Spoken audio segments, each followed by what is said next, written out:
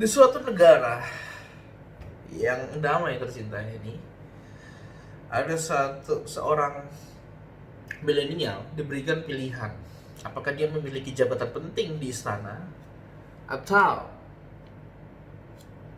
proyek senilai 5,6 triliun. Jika saudara diberikan pilihan seperti itu, saudara pilih yang mana? Kemudian dia berhenti dari jabatan penting di istana tersebut untuk memilih proyek. Dan ribuan orang memuji, dan saya juga cukup memuji atas kemenangan Bapak untuk mundur. Terima kasih Bapak. Kali ini saya dari golongan milenial ikut berkomentar.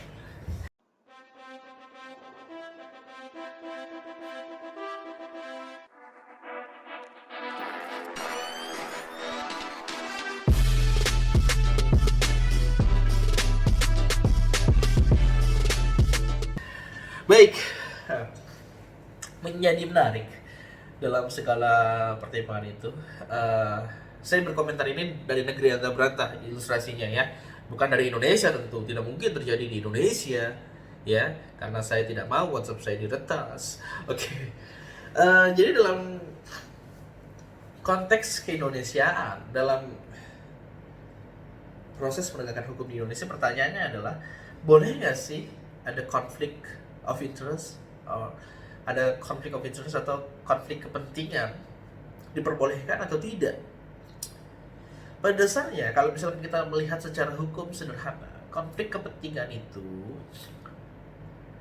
ya, kalau didefinisikan dalam Undang-Undang Administrasi Pemerintah 30/2014, dia sederhana, hanya untuk meraih keuntungan. Jika seseorang ingin menguntungkan dirinya sendiri atau menguntungkan orang lain, sehingga dalam menjalankan keputusannya dia memiliki kepentingan untuk menjatuhkan putusan, maka dia dikatakan konflik kepentingan. Dalam kasus ini ada konflik kepentingan nggak? Anggota milenial itu mengatakan bahwa dia tidak mengikuti rapat-rapat yang diadakan pemerintah, tetapi dia adalah CEO. Ya betul, CEO dari yang ikut pengadaan. Ya nggak bisa ikut. Kalau dia ikut, ya dia sebagai siap, karena dia CEO, harus dirahasiakan sepenuhnya dari CEO. Kalau dia ikut, oh bukan, itu bukan lagi konflik kepentingan, itu namanya uh, persamaan kepentingan ya, sulit, tidak boleh ikut apapun namanya itu. Kemudian misalkan secara sederhana gini, saudara bekerja sebagai panitia lomba, saudara panitia lomba yang diadakan perusahaan saudara.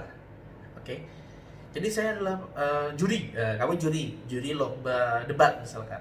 Perusahaan ini mengadakan lomba debat. Oke. Oh, anaknya Pak Direktur ikut. Oh, sepupunya Pak Direktur ikut nih, lomba debat nih dari tim A. Saudara jadi juri, saudara dikasih tahu. Atau saudara nggak dikasih tahu deh, saudara nggak dikasih tahu sebagai juri. Saudara tahu bahwa itu adalah sepupunya. Apakah saudara memiliki konflik kepentingan? Ya, pemenang dalam konsep kartu prakerja ini, kartu prakerja di negara anda berantah itu ada banyak. Jadi boleh siapa saja ikut, kalau dia memiliki kelayakan dan lain sebagainya, dia boleh ikut. Ya, misalkan yang mengajukan 20 nih, bolehlah yang menang 8 misalkan. Terus salah satunya yang ikut adalah anak atau petugas bawahan langsung dari Pak Bos. Saudara bagaimana? Apakah saudara menindakkan atau tidak? Nah, apakah ada konflik kepentingan? Saya tidak tahu. Kita coba kaji saja lebih dalam. Pada dasarnya, apakah ini perbuatan pidana atau tidak? Kalau misalkan kita lihat secara garis besar konflik kepentingan di Indonesia, konflik kepentingan memang awal mulanya dasarnya adalah di ranah etik. Ya. Dasar mulanya di ranah etik. Misalkan hakim itu kalau dia memiliki konflik kepentingan, tidak hanya saudara ya, jadi tidak hanya dia mengadili anak, mengadili ibu, atau mengadili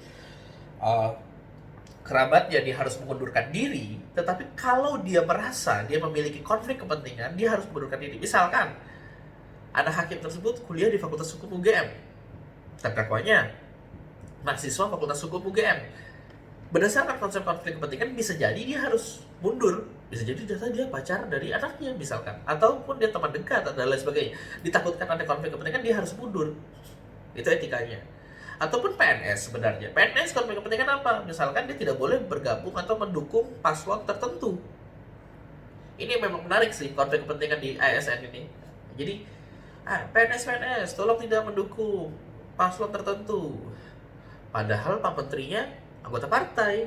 Nah, ini memang menjadi menyulitkan PNS di bawahnya tidak boleh mendukung, tetapi jabatan tertinggi dari PNS tersebut di kementerian ataupun badan biasanya adalah jabatan politik. Tidak semua, tapi ada sebagian besar jabatan politik. Tapi mereka tidak boleh memiliki kepentingan.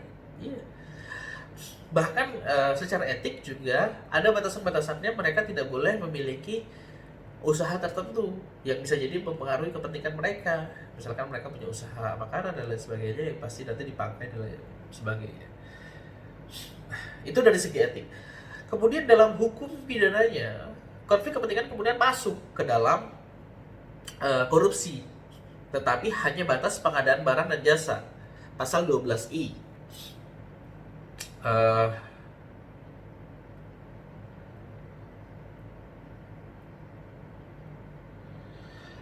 Jadi pasal 12I mengatakan, pegawai negeri atau penyelenggara negara, baik langsung maupun tidak langsung, dengan sengaja turut serta dalam pemborongan, pengadaan, persewaan, yang pada saat dilakukannya, perbuatan untuk seluruh atau sebagian ditugaskan untuk mengurus atau mengawasinya. Jadi pada dasarnya di sini kamu tidak boleh ikut, ya. Kamu tidak boleh ikut dalam pekerjaan yang diadakan pemerintah ketika kamu bertugas sebagai panitia ataupun sebagai pengawas, ya. Dan panitia ini secara sederhana tegas, ya. Panitia itu secara sederhana tegas, ada panitia, ada SK dan lain sebagainya. Dalam banyak kasusnya, kasus 12I ini sudah banyak menjerat kepala daerah. Karena ternyata dia adalah kerabat kepala daerah, ataupun dia adalah ya kenalan dari kepala daerah dan lain sebagainya. Itu bisa dijerat karena dia ada konflik kepentingannya untuk mengikuti pemborokan itu. Dalam kasus ini bagaimana? Apakah ada konflik kepentingannya? Secara garis besar tidak bisa kita simpulkan secara sederhana, tetapi pada dasarnya tadi, kalau saudara jadi juri lomba debat, jadi adakan perusahaan, terus sepupu, anak sepupu dari bos saudara ikut dan saudara tahu tanpa diberitahu, apakah itu mempengaruhi konflik kepentingan saudara? Apakah saudara masih mau jadi juri? Nah, itu jadi pertanyaan kita semua. Kalau pengadaan seperti ini dilakukan dalam bencana seperti COVID ini, tidak serta-merta sebenarnya bisa dipidana mati. Pidana mati itu hanya bisa dijatuhkan kalau dia pasal 2, secara melawan hukum, memperkaya diri sendiri dan merugikan secara melawan hukum, memperkaya diri sendiri, orang lain atau korporasi, dan merugikan keuangan negara. Namun pasal 2 ini biasanya menjadi corok juga. Sebelum dia masuk pasal-pasal kecil seperti pasal 12 ini, dalam pengadaan itu, ketika konflik kepentingan itu betul sejatinya melawan hukum atau perbuatan sewenang-wenang di dalam undang-undang administrasi pemerintahan, dia dapat memenuhi pasal 2. Dan ketika proyek yang diadakan pengadaan itu menimbulkan kerugian, ternyata tidak ada gunanya, ternyata sama dengan YouTube misalkan, sebenarnya, dan dilakukan dalam keadaan bencana, bisa dijatuhi, ya. Tapi ini saya bicara ilustrasi, saya bukan bicara kasus fakta, ya. Saya tidak mengetahui fakta dan lain sebagainya. Begitu saya rasa, mudah-mudahan mencerahkan masyarakat. Terima kasih.